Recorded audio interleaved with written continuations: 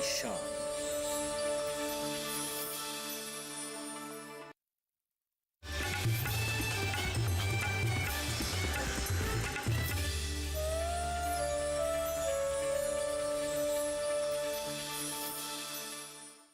कहते हैं जमाने के साथ चलना है तो खुद को अप टू डेट रखना जरूरी है।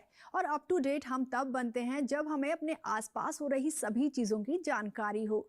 जानकारी जुटाने का सबसे अच्छा तरीका है इंटरनेट। इंटरनेट के थ्रू हम किसी भी तरह की जानकारी जुटा सकते हैं, लेकिन इसके लिए बेहद जरूरी है कि हमें इंटरनेट का ज्ञान हो। और वो कैसे आता है? बिल्कुल सही कहा आपने, हमारे इस प्रोग्राम डिजिटल किसान को देखने से।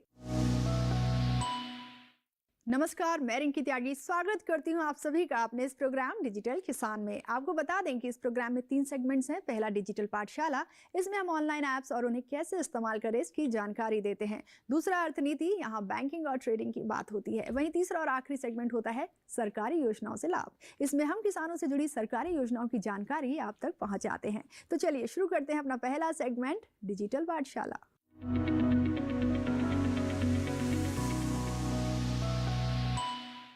पीएम किसान सम्मान निधि योजना के तहत लाखों लोग लाभान्वित होते हैं, लेकिन काफी सारे लोगों को इसके भरे जाने की अंतिम तारीख पता नहीं चल पाती, या फिर लाभार्थी सूची में उनका नाम आया या नहीं। इस तरह की काफी परेशानियां पेश आती हैं।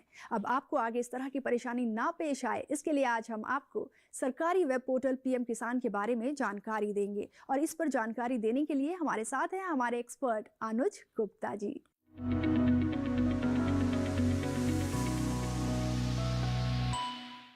अनुज जी, आपका बहुत बहुत स्वागत है हमारे कार्यक्रम डिजिटल किसान में। और जैसा कि आज आप जानते हैं कि हम बात करने वाले हैं पीएम किसान वेब पोर्टल के बारे में। तो सबसे पहला सवाल यही कि क्या है पीएम किसान वेब पोर्टल, और जो हमारे किसान भाई बहन हैं किस तरह की जानकारी इस वेब पोर्टल के थ्रू जुटा सकते हैं? पीएम किसान निधि योजना है, उसके अंतर्गत ये वेब पोर्टल है और इसका जो मेन उद्देश्य है किसानों को सुदृढ़ बनाना है। क्योंकि जो किसान जो लैंड को होल्ड कर रहे हैं या फिर जो खेती की इनके पास ज़मीन है उसको किस तरीके से वो संभाल सकते हैं, तो उसके लिए जो निधि है वो यहाँ पर प्रोवाइड की जाती है। तो किसानों को सुदृढ़ बनाने के लिए सरकार ने ये एक योजना बनाई है और इसके अंदर में जो वेब पोर्टल है जो कि pmkisan.gov.in करके वेब पोर्टल है, इसको यूज़ कर सकते हैं। इस योजना के अंतर्गत किसानों को सालाना 6,000 रुपये मिलेंगे। मीन्स उनको 4 महीने में एक बार 2,000 रुपये का अनुदान दिया जाएगा, जो कि किसानों को सुदृढ़ बनाने के लिए दिया जाएगा। लाभार्थी सूची में जिनके नाम शामिल होते हैं, किस तरह से वो लाभार्थी अपना नाम चेक कर सकते हैं इस वेब पोर्टल के थ्रू? सबसे पहले आप इस वेब पोर्टल पे जाएंगे pmkisan.gov.in, इसमें एक फार्मर कॉर्नर करके है।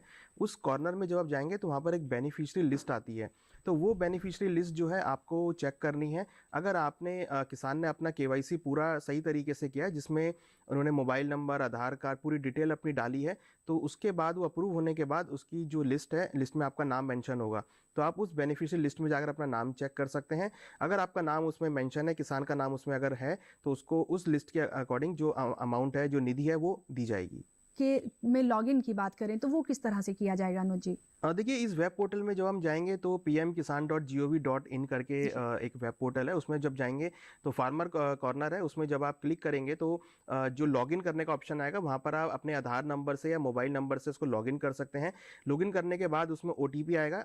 इसमें ध्यान रखने वाली बात यह है कि आप जिस आधार से लॉगिन कर रहे हैं उसमें जो मोबाइल नंबर आप यूज़ कर रहे हैं वो आपस में लिंक होना ज़रूरी है। क्योंकि अगर लिंक नहीं होगा तो आपके पास OTP नहीं आएगा। कई बार हम देखते हैं कई किसान परेशान हो जाते हैं कि उनके पास OTP नहीं आ रहा है। तो OTP इसलिए नहीं आ रहा है क्योंकि आपका जो मोबाइल नंबर है वो आधार से लिंक नहीं है। तो जो भी कार्रवाई आप करें, जो भी लॉगिन करें, उससे पहले आप ये ज़रूर चेक करें कि आपका जो मोबाइल नंबर है वो आधार से लिंक्ड हो। और आधार से अगर आपका मोबाइल नंबर लिंक होगा तो आपके पास OTP आएगा और उस OTP के थ्रू आप जाकर उसको लॉगिन कर सकते हैं और अपनी पूरी जो डिटेल है उसको जाँच कर सकते हैं। सम्मान निधि योजना है, उसमें वो कौन से ऐसे किसान हैं जो इसका लाभ उठा सकते हैं और किस तरह से उठा सकते हैं? देखिए, इसमें बेसिकली वही किसान इसका फ़ायदा उठा सकते हैं जो लैंड ऑनर है, जिनके पास लैंड है और जो लैंड उनके अंडर में है। तो ये उन किसानों के सम्मान में दी जाएगी जो कि लैंड को रख रहे हैं और उसकी मेंटेनेंस कर रहे हैं और उसमें खेती बाड़ी करते हैं। तो ये किसानों को सुदृढ़ बनाने के लिए है। क्योंकि कई बार हम देखते हैं कि कुछ प्राकृतिक आपदाओं के कारण किसान कई बार खेती नहीं कर पाता या कुछ उसको इशू आते हैं। तो उससे बचने के लिए किसान को सम्मान में ये अमाउंट दिया जा रहा है और इसको ये यूज़ कर सकते हैं अपनी खेती की प्रक्रिया को आगे बढ़ाने के लिए और खेती की उच्च गुणवत्ता लेके आने बचाने के लिए। तो कहीं न कहीं सरकार इस सम्मान को किसानों को देती है, तो किसान अपने को रजिस्टर कराकर इस सम्मान को के भागीदार बन सकते हैं। तो ये भी जानना चाहेंगे कि जो किश्त होती है, क्या इस वेब पोर्टल के ज़रिए कितनी किश्त आपको मिल गई है, कितनी बाकी है? क्या वो भी स्टेटस चेक किया जा सकता है इस वेब पोर्टल के ज़रिए? देखिए बिल्कुल इस वेब पोर्टल के ज़रिए आप अपनी किस्त को यहाँ पे चेक कर सकते हैं। इसमें एक ख़ास बात ये है कि अगर किसी किसान ने लगातार 8 किस्त ले ली हैं, तो उसको 9वीं किस्त में रजिस्टर कराने की ज़रूरत नहीं है और 9वीं किस्त में उसको अपने आप उसके बैंक अकाउंट में आ जाएगी। तो यहाँ पर ये चीज़ भी ध्यान में रखनी है कि जो किसान है, वो अपने बैंक अकाउंट को ज़रूर इसमें रजिस्टर कराए, क्योंकि कई बार केवाईसी के टाइम पर किसान गलत नंबर डाल देते हैं या बैंक को सही से रजिस्टर नहीं कर पाते, तो उस केस में जो किस्त है वो अटक सकती है, वो किस्त नहीं आएगी। तो आपको ये चेक करना है कि जो भी आप इन्फॉर्मेशन डालें, चाहे आपका मोबाइल नंबर हो, चाहे आपका नाम हो, चाहे आपका बैंक अकाउंट डिटेल हो, वो आप उसमें बिल्कुल सही तरीके से डालें, जिससे कि जब अमाउंट आपके अकाउंट में आए तो सही तरीके से आए। अदरवाइज वो अमाउंट जो है वो रुक सकता है। फिर आप उसको जाकर अपनी जो लिस्ट है उसमें जाकर आप चेक कर सकते हैं कि आपका अमाउंट जो है वो रुका है या नहीं है। अगर अमाउंट आपको दिख रहा है कि रुका हुआ है, तो फिर वहाँ पर आप जाके करेक्शन करके उसको दोबारा से पा सकते हैं। जो डिटेल्स हैं वो बिल्कुल सही होनी चाहिए, क्योंकि ग्राउंड लेवल पे जब हम जाते हैं तो काफ़ी किसान हमसे पूछते हैं कि मैडम हमारी शुरुआती जो किश्त हैं वो हमें मिली हैं 3 या 4, उसके बाद हमारी रुक गई है, तो अब हमें क्या करना चाहिए और शिकायत कैसे करें और किस तरह से, मतलब हम किसके पास जाएं? तो इसके लिए आप देखिए उनका कॉल सेंटर है, जो किसान कॉल सर्विस सेंटर है, वहाँ पर आप कॉल कर सकते हैं, जिसका नंबर 155261 है। उस पर डायल करके आप अपनी पूरी इन्फॉर्मेशन चेक कर सकते हैं। अदरवाइज जो वेब पोर्टल है उसमें सभी चीज़ें शामिल हैं। उस वेब पोर्टल में जो कस्टमर केयर नंबर है वो भी दिया गया है, आप उसको डायल कर सकते हैं। ईमेल आईडी है, अगर कुछ किसान भाई ईमेल करना जानते हैं तो ईमेल करके भी पता लगा सकते हैं।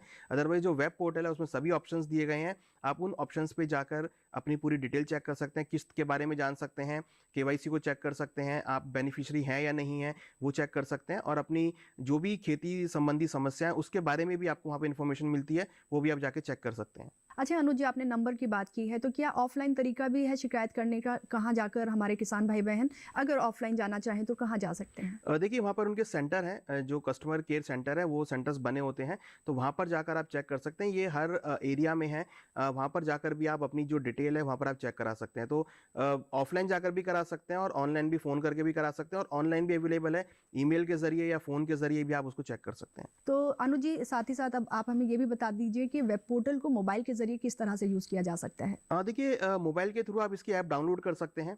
पीएम किसान की जो ऐप है उसको डाउनलोड कर सकते हैं, उसको भी आप अपने आधार या मोबाइल नंबर से लॉगिन कर सकते हैं। मगर अगर आप ऐप को नहीं लॉगिन करना चाहते तो pmkisan.gov.in करके जो वेबसाइट है, इस पर जब आप क्लिक करेंगे तो बहुत ईजी वेबसाइट है। सामने क्लिक करते ही आपको फार्मर कॉर्नर दिखाई देगा, उसके अंदर सारी इन्फॉर्मेशंस हैं, और ये वेबसाइट हिंदी और इंग्लिश दोनों के अंदर अवेलेबल है।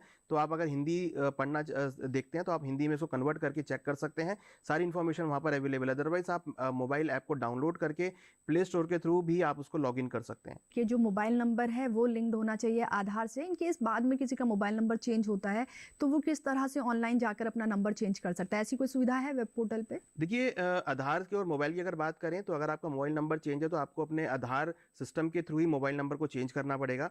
तो वही मोबाइल नंबर आप डालिए जो आपके आधार में लिंक्ड है। अगर आपने मोबाइल नंबर चेंज किया है तो पहले आप आधार में जाकर मोबाइल नंबर को चेंज कराएं और उसके बाद फिर अपने केवाईसी में अपडेट करें। शुरुआत में आपने बताया सिर्फ किसान लोग इसको अवेल कर सकते हैं, तो क्या किसी ऐसे डॉक्यूमेंट्स की ज़रूरत पड़ती है जिससे ये इस्टेब्लिश हो कि ये किसान ही है? जो किसान का आधार नंबर है और जो उसकी प्रॉपर्टी डिटेल है वो सब उसमें मेंशन की जाती है, तो उससे ये पता लगता है कि जो किसान है वो इस लैंड का ओनर है। तो आपको अपनी ओनरशिप दिखानी पड़ेगी, जो कि किसान सर्विस सेंटर में जाकर आप चेक कर सकते हैं, जहाँ पर आप अपनी प्रॉपर्टी को रजिस्टर कराते हैं, अपनी एग्रीकल्चर लैंड को रजिस्टर कराते हैं।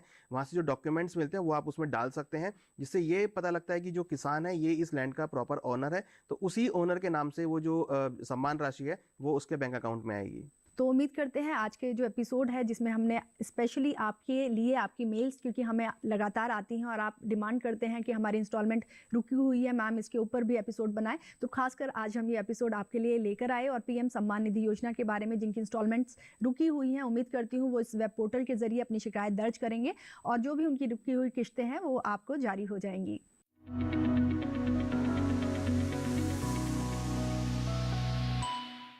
फिलहाल वक्त एक ब्रेक का। ब्रेक के बाद अपने दूसरे सेगमेंट अर्थनीति में आज बात करेंगे लार्ज कैप, मिड कैप और स्मॉल कैप फंड्स के बारे में। तो कहीं जाइएगा नहीं, बने रहिए हमारे साथ डीडी किसान पर। यूट्यूब देख रहे हैं, मैं हूं अशोक श्रीवास्तव। कोई फैक्ट चेक करना चाहता है कि आज सवाल है आसान नहीं होता सच के लिए लड़ना। जिसकी आवाज कोई नहीं बनेगा, उसकी आवाज हम बनेंगे। जो डर जाते हैं वो झूठ से कहां टकराते हैं। जो गरीब के स्कूल में, गरीब के स्वास्थ्य के लिए खर्च होना चाहिए, वो लूट कर इन्होंने अमीर ठेकेदारों को दे दिया। सच को जानना हो तो झूठ पर करना होता है प्रहार, हर बार बार बार। मैंने आपसे पूछा, आपने ठीक है नहीं कहा ना आपने। और कोई मुद्दा नहीं है तो सोनिया गांधी की गुडबुक में मैं अपना नाम गोल्डन अक्षरों में कैसे दाखिल करूं? इसलिए न फेक न्यूज न झूठ, हमेशा सच के साथ 2-2। देखिए मेरे साथ 2-2 सोमवार से शुक्रवार रात 9 बजे सिर्फ डीडी न्यूज पर।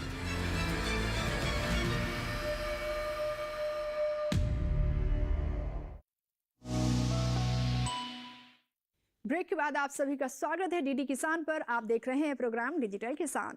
तो बढ़ते हैं अपने अगले सेगमेंट अर्थनीति की ओर और लेते हैं जानकारी अपने एक्सपर्ट से लार्ज कैप, मिड कैप और स्मॉल कैप फंड्स के बारे में।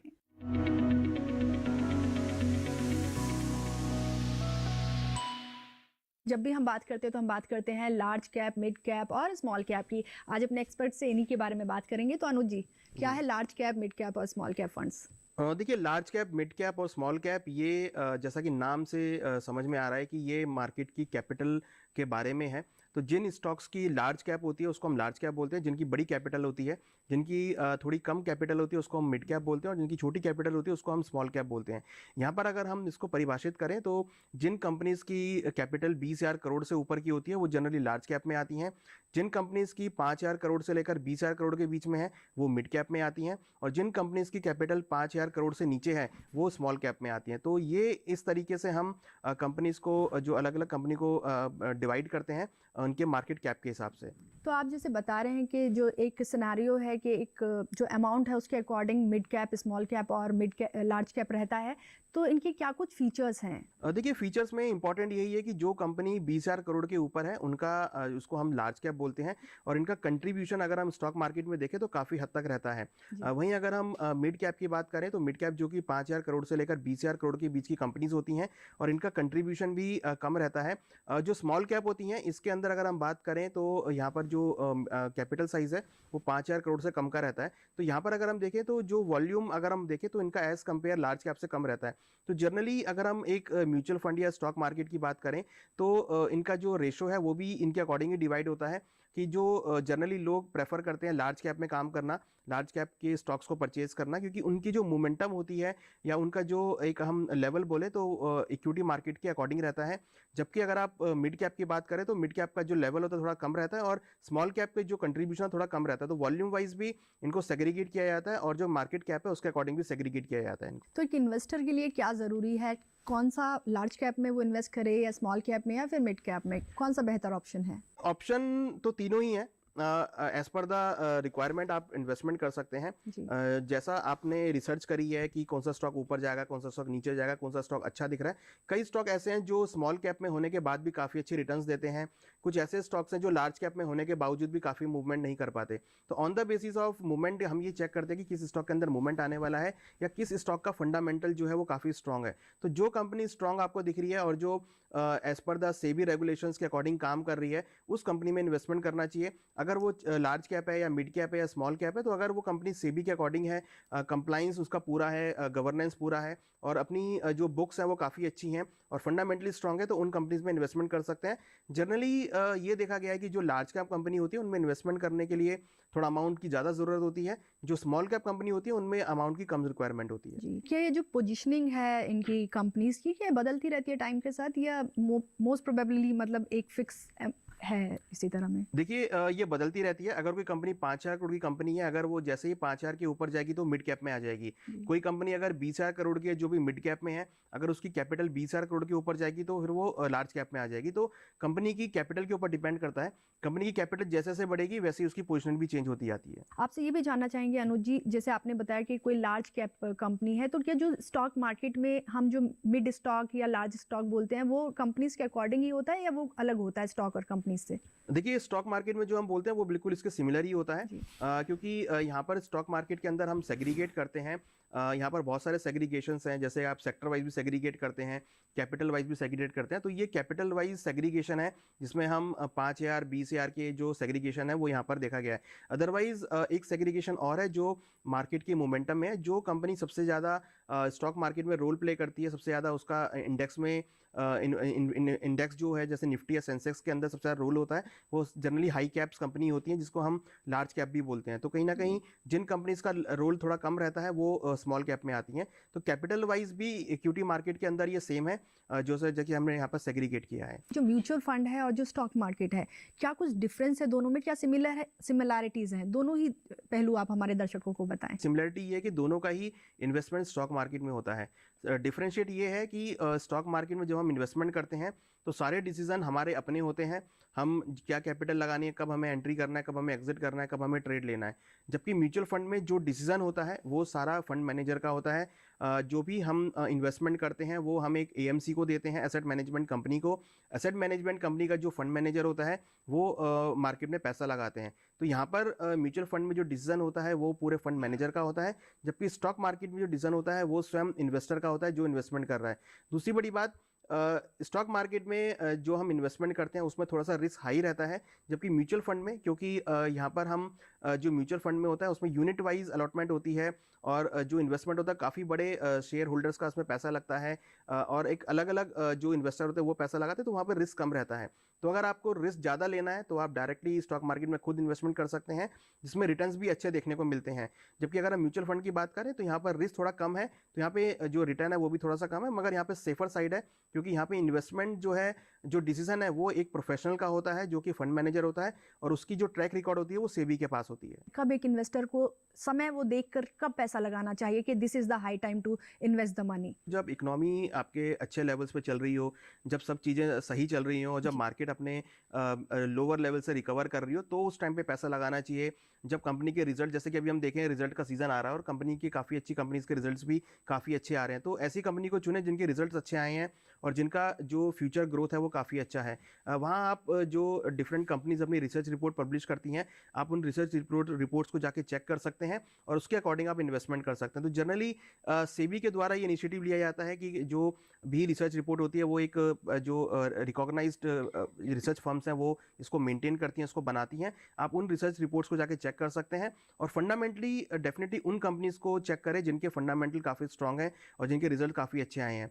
सिमिलर अगर हम बात करें कि कब इन्वेस्टमेंट करना चाहिए, तो जब इकोनॉमी और कंपनीज के अच्छे रिजल्ट्स आ रहे हों, इकोनॉमी रिसेशन से लेकर रिकवर कर रही हो, तब उसमें पैसा लगाना चाहिए जहां पर इकोनॉमी में एक रिवाइव करने के चांस ज़्यादा हों। बिल्कुल, एक जेनरिक वे में ज़्यादातर लोगों का परसेप्शन ये होता है कि जब मार्केट डाउन हो रहा हो तब शेयर्स खरीद लेने चाहिए और जब वो हाई जाए तो आप उसको अवेल कर लें। कितना सही है परसेप्शन? देखिए, मार्केट के अंदर कुछ चीज़ें हैं जो चलती हैं, जैसे कि लोग कुछ स्पेक्युलेटिव भी ट्रेड करते हैं, कुछ व्यू बेस्ड ट्रेडिंग लेते हैं। तो हमारी जो राय है उसमें क्या, व्यू बेस्ड ट्रेडिंग लें। आप जो भी ट्रेडिंग करें उसमें व्यू ज़रूर लें, रिसर्च एनालिस्ट का व्यू लें, एक्सपर्ट का ज़रूर व्यू लें, अपनी खुद रिसर्च करें, कंपनी को ज़रूर समझें। तेज़ी मंदी तो मार्केट में रोज़ की होती है, बट अगर आप किसी अच्छे स्टॉक को ले रहे हैं और अगर आप इसमें लंबी अवधि के लिए बने रहते हैं तो यहाँ पर आपको अच्छे बेनिफिट देखने को मिलते हैं और अच्छी हम देखते हैं जनरली जो लोग लंबे निवेशक होते हैं उनको काफ़ी अच्छे बेनिफिट मिलते हैं। मगर डेफिनेटली ये मार्केट है और यहाँ पर मार्केट का रिस्क अवेलेबल रहता है, तो ये माइंड में रख के चलें कि मार्केट का रिस्क है, मगर अगर आप सही तरीके से रिसर्च करेंगे, समझदारी से इन्वेस्टमेंट करेंगे तो डेफिनेटली आपको अच्छे रिटर्न्स देखने को मिलते हैं। लेकिन जो लोग शॉर्ट टर्म इन्वेस्टमेंट चाहते हैं और फिर भी चाहते हैं थोड़ा बहुत हमें बेनिफिट हो, उनके लिए क्या सलाह? शॉर्ट टर्म इन्वेस्टमेंट करने का तरीका डिफरेंट है। शॉर्ट टर्म इन्वेस्टमेंट जो है वो बहुत डिसिप्लिन से किया जाता है, उसके साथ बहुत सारे टूल्स हैं जिसको आप यूज़ कर सकते हैं। उसमें प्राइस, वॉल्यूम और मार्केट टाइमिंग बहुत इंपॉर्टेंट होती हैं, उसको देखकर आप इन्वेस्टमेंट कर सकते हैं। देखिए, शॉर्ट टर्म और long term trading definitely investment है, बट उनका करने का तरीका डिफरेंट है, क्योंकि वहाँ पर जो परसेप्शन है वो बहुत चेंज हो जाती है। लॉन्ग टर्म में हम अमाउंट स्टॉक में इन्वेस्टमेंट करके लॉन्ग टर्म के लिए होल्ड करते हैं, जबकि शॉर्ट टर्म में हमारा टारगेट होता है कि शॉर्ट टर्म में आपको लंबा प्रॉफिट लेना है। तो जब हम छोटे प्रॉफिट की बात करते हैं, एक बड़े प्रॉफिट की बात करते हैं, तो यहाँ पर रिस्क भी हाई हो जाता है। तो उसमें डेफिनेटली जब हम ट्रेडिंग करते हैं तो एक व्यू लेकर चलते हैं और उसमें हमारा जो रिस्क और जो टारगेट होता है वो डिफाइन होता है कि अगर रिस्क भी होगा तो हम उससे ज़्यादा रिस्क नहीं लेंगे। तो जो शॉर्ट टर्म ट्रेडिंग है वो जनरली डिसिप्लिन के साथ की जाती है और इसमें अगर आदमी डिसिप्लिन के साथ ट्रेडिंग करता है तो लंबी समय तक मार्केट में बना रहता है। तो अनुज जी, ये जो सिप वर्ड है, सिस्टमेटिक इन्वेस्टमेंट प्लान, तो ये म्यूचुअल फंड का ही एक पार्ट है या सिप को हम कैसे समझें? देखिए, सिस्टमेटिक इन्वेस्टमेंट प्लान जो है वो म्यूचुअल फंड का पार्ट है। यहाँ पर इन्वेस्टमेंट करने के 2 तरीके हैं। अगर आपको इन्वेस्टमेंट करना है तो आप एक लमसम अमाउंट डालकर भी इन्वेस्टमेंट कर सकते हैं, बट आपके पास लमसम नहीं है, आपको लगता है कि आप 1000, 2000, 500 रुपये भी, अगर आप इवन 100 रुपये भी अगर आप इन्वेस्टमेंट करना चाहते हैं तो आप SIP को यूज़ कर सकते हैं, जिसमें एक आपका महीने का अमाउंट फिक्स होगा और एक महीने की डेट फिक्स होगी। उस पर्टिकुलर डेट को पर्टिकुलर अमाउंट जो है आपका मार्केट में इन्वेस्टमेंट होगा और वो एक सिस्टमेटिक ढंग से आपके हर मार्केट में इन्वेस्टमेंट होता जाएगा। तो जनरली SIP उनके लिए बहुत बेनिफिशियरी है जो एक किस्त जो है महीने की देना चाहते हैं, मार्केट में इन्वेस्टमेंट करना चाहते हैं, तो एक किस्त के रूप में आपका अमाउंट जो है मार्केट में इन्वेस्टमेंट होता रहेगा। अगर आपको लमसम करना है तो आप लमसम अमाउंट को चूज कर सकते हैं। अगर आपको हर महीने इन्वेस्टमेंट करना है तो आप सिस्टमेटिक इन्वेस्टमेंट प्लान, जिसको हम SIP बोलते हैं, उसके थ्रू आप मार्केट में इन्वेस्टमेंट कर सकते हैं। तो अब हम चाहेंगे कि आप ये भी बता दें हमारे दर्शकों को कि जो म्यूचुअल फंड में जब हम निवेश करेंगे तो क्या इस पे कुछ बेनिफिट्स मिलेंगे, टैक्स बेनिफिट्स? देखिए, टैक्स बेनिफिट मिलता है। म्यूचुअल फंड टैक्स बेनिफिट वाले म्यूचुअल फंड्स भी होते हैं। अगर आपको अपने टैक्स में बेनिफिट लेना है तो आप टैक्स रिजम्पशन वाले जो म्यूचुअल फंड है उसको चूज कर सकते हैं। इसमें जो इन्वेस्टमेंट की टाइमिंग है वो 3 साल से ज़्यादा की होती है। 3 साल या 3 साल से ज़्यादा की आप टाइम लिमिट में इन्वेस्टमेंट कर सकते हैं, जिसमें आपको टैक्स छूट मिलती है और ये टैक्स सेवर प्लान्स होते हैं। कई बार हम ये देखते हैं कि कंपनी तो ग्रो कर रही है लेकिन उसके जो शेयर्स हैं वो ग्रो नहीं कर रहे हैं, उनका पैसा नहीं बढ़ रहा है, तो ये एक इन्वेस्टर के लिए कितना खतरनाक हो सकता है या क्या उस टाइम पे क्या स्टेप लेना चाहिए एक इन्वेस्टर को? देखिए, यहाँ पर रिसर्च की बात सामने आती है। अगर आप इन्वेस्टमेंट करने से पहले कंपनी के फंडामेंटल्स को चेक कर रहे हैं, कंपनी की बुक्स को आपने चेक किया है, कंपनी के फाइनेंशियल्स को चेक किया है, कंपनी के मैनेजमेंट की आपने कमेंट्री सुनी है, ऑडिट रिपोर्ट्स आपने पढ़ी हैं, तो जब आप सब चीज़ें पढ़ लेते हैं तो आपको आइडिया लग जाता है कि कंपनी कितनी ग्रो करेगी, तो उसके अकॉर्डिंग आप उसमें पैसा लगा सकते हैं। अगर उसके बावजूद भी कंपनी ग्रो नहीं कर रही है और शेयर का प्राइस नहीं बढ़ रहा है तो हमारी राय है कि आप उससे निकल जाएं, क्योंकि हो सकता है कि उनका जो प्रोजेक्शन है वो सही ना हो और हो सकता है कि उनकी रिपोर्ट्स है उसमें कुछ गड़बड़ी हो सकती है। तो अगर आपने रिसर्च किया है और उसके अकॉर्डिंग अगर मार्केट नहीं चल रहा है तो इसमें आप एक्सपर्ट की राय ले सकते हैं या फिर उससे निकलकर आप अदर ऑप्शन चुन सकते हैं। उम्मीद करते हैं आज जो हमने जानकारी दी है आपको पसंद आएगी और इन फ्यूचर आप इससे लाभ भी उठाएंगे। अनुज जी, thank you so much for being with us in our studio and giving such a useful information to our viewers. Thank you so much.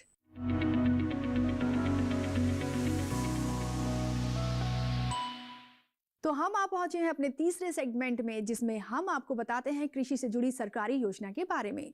तो क्या है आज की योजना का नाम, ये बताएंगे आपको, लेकिन उससे पहले यहाँ रुकेंगे एक छोटे से ब्रेक के लिए, तो कहीं जाइएगा नहीं, बने रहिए हमारे साथ डीडी किसान पर। बदलती कृषि और हर तकनीक पर होगा विचार। पशुपालन से जुड़ा हो कोई सवाल या लेना हो सरकारी योजनाओं का लाभ,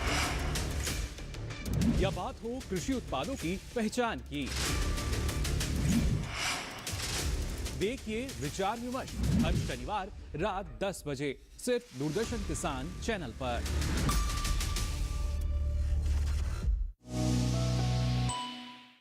ब्रेक के बाद आपका एक बार फिर स्वागत प्रोग्राम डिजिटल किसान में, और हम आ पहुंचे हैं अपने तीसरे और आखिरी सेगमेंट में, जिसका नाम है सरकारी योजनाओं से लाभ।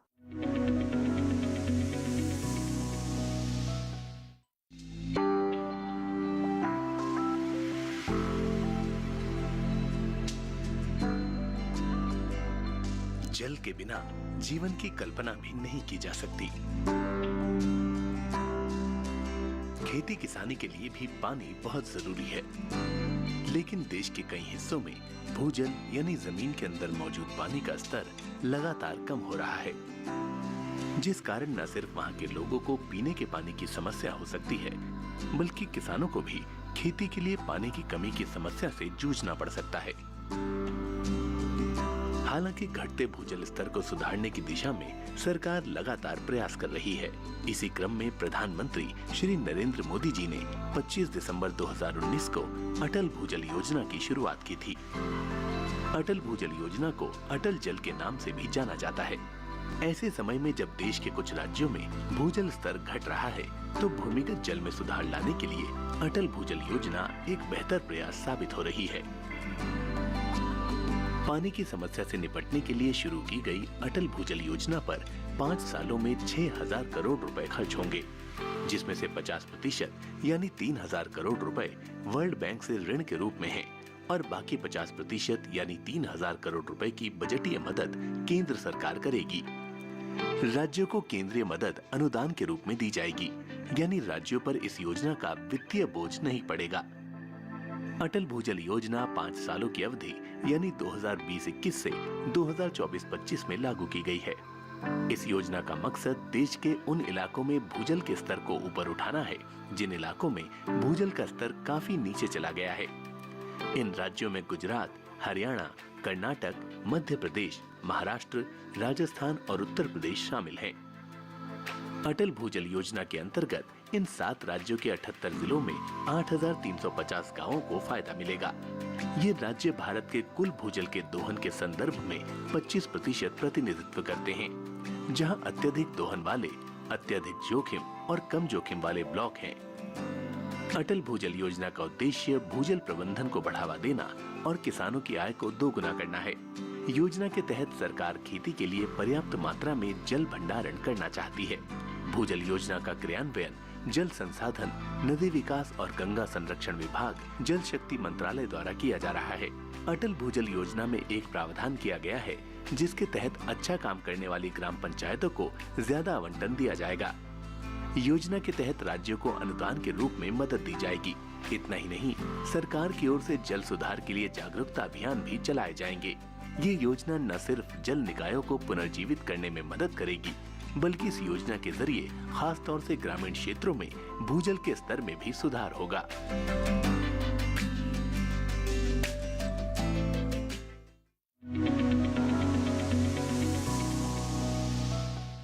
उम्मीद करते हैं कि आज प्रोग्राम में दी गई तमाम जानकारियां आपके जरूर काम आएंगी। हमारी कोशिश यही रहती है कि हम आपको डिजिटली साक्षर बनने में मदद करें, जिससे आप अपने सभी काम स्मार्टली कर पाएं और तमाम सरकारी प्रयास जो सरकार अपने देश के किसानों को विकसित और उन्नत बनाने के लिए कर रही है, उन सभी सरकारी योजनाओं का लाभ भी आप उठा पाएं। दोस्तों, अगर आप कार्यक्रम से जुड़ा कोई सवाल पूछना चाहते हैं या हमें अपना कोई सुझाव देना चाहते हैं तो आप हमें मेल कर सकते हैं। हमारा मेल एड्रेस है digital.agrikisan@gmail.com। अगले हफ्ते कुछ और नई डिजिटल जानकारी के साथ आपसे फिर होगी मुलाकात। तब तक के लिए दीजिए इजाजत। नमस्कार।